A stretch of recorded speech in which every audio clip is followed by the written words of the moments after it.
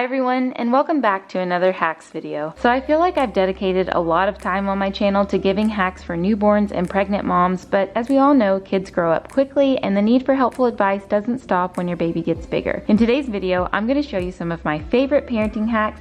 These tips and tricks are great for parents of toddlers, preschoolers, and big kids alike. So let's hop to it and talk about some parenting hacks.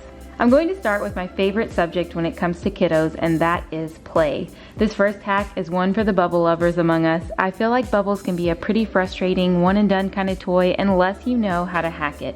Keep your kids from inevitably spilling the bubbles by taping the bottle to a chair leg, a porch post, or a railing outside of your home.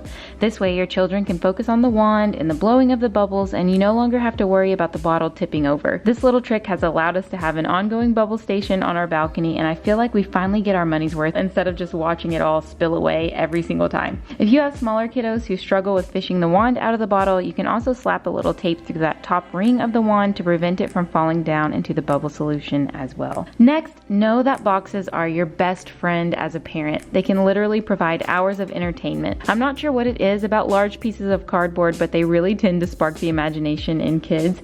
If you're battling cold winter days or boring afternoons, just pull out a box or two and let your kiddos have at it. They can paint them, hide in them. The list is really endless. We've had this box fort on our balcony for a few weeks now, and my kids still enjoy playing in it. So yes, boxes are an inexpensive occupier, and they definitely help you to win at keeping your kids busy and out of trouble. You can also make an inexpensive reading nook or a play tent by using a pool noodle and a bed sheet. Simply tape the noodle into a ring and then staple the sheet around the ring.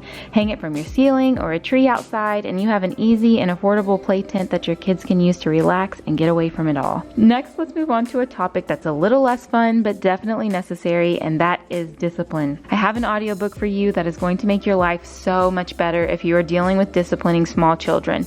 It's called No Bad Kids by Janet Lansbury, and she gives the best advice for treating children with respect and teaching them to do the right thing without using shame or violent punishments. Her voice is so soothing, and the tips she offers are easy to apply in everyday life. I listened to this book on repeat, and it has been so helpful in breezing us through the quote-unquote terrible twos and the preschooler years. I really think that the information here is invaluable, and I highly recommend you give this book a listen. I have a code for you all through audible.com where you can download this and any other book of your choice for free, along with a free trial of Audible. And if you don't like Audible, you can cancel your subscription and keep the books forever, so be sure to check that out in the description box below. Like I said, I reference this book all the time in my day-to-day interactions with my kids, and I know that it has helped me to build a strong relationship with them and encourage them to be disciplined, self-motivated little people, and I can't really recommend it enough. Another parenting tool that has really helped me with my older child is to have a predictable routine. Kids really thrive on routine, and they tend to do better if they know what's coming next in a day. I don't mean schedule out their hours or anything like that, but do help them to erase the unpredictable aspect of the day by putting up a weekly calendar where they can see it. My daughter made this color-coded calendar herself, and we reference it every morning so she can get an idea of the flow of the day and of her week.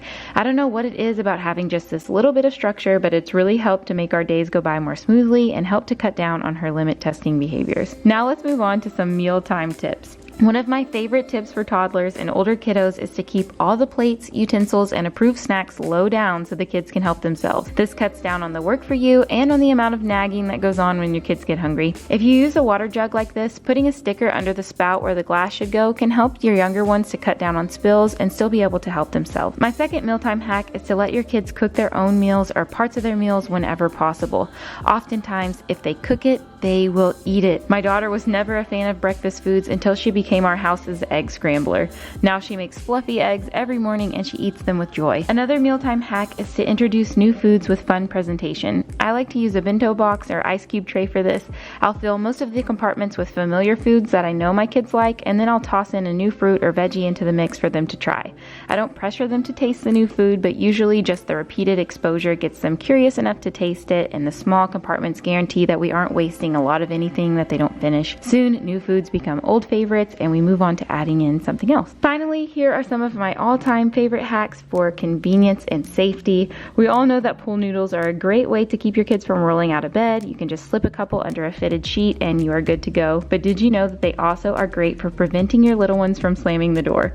I feel like all kids go through a stage of door slamming at one point or another. You can easily avoid this by cutting a pool noodle to size and slipping it across the top of your door frame.